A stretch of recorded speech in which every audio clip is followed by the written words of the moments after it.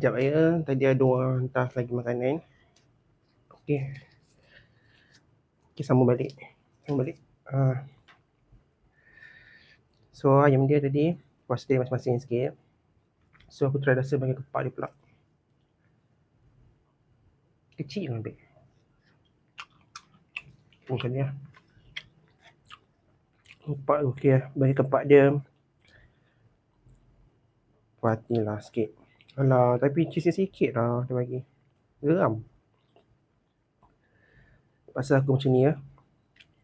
Sebab nak bagi dia nampak banyak. Okey. Satu bite untuk awak.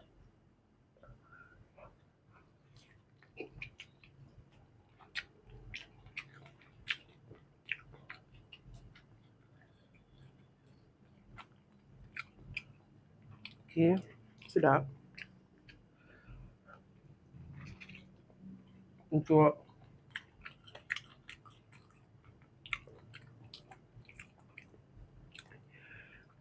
bahagian kepak sedap.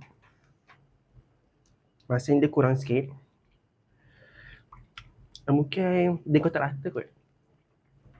So tu experience aku dia kotak rata. Sebab bagi ni okey sedap. Tak rasa masin sangat.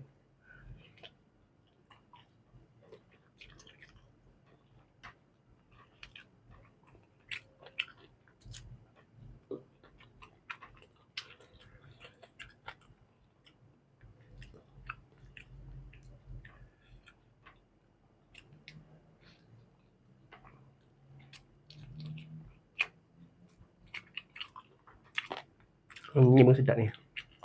Bahagian apa? Yang bahagian kepak.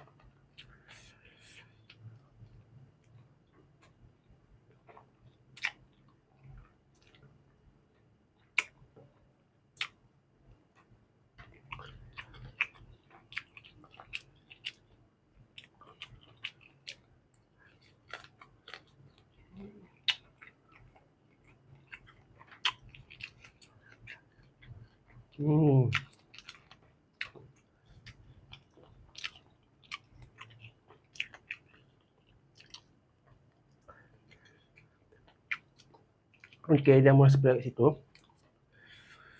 Sekejap. Dia tak bagi straw. Geram aku, straw sudu tak bagi. Kan aku tulis do not provide. Agaklah dia memang auto, aku pandai memang auto. Sebab apa?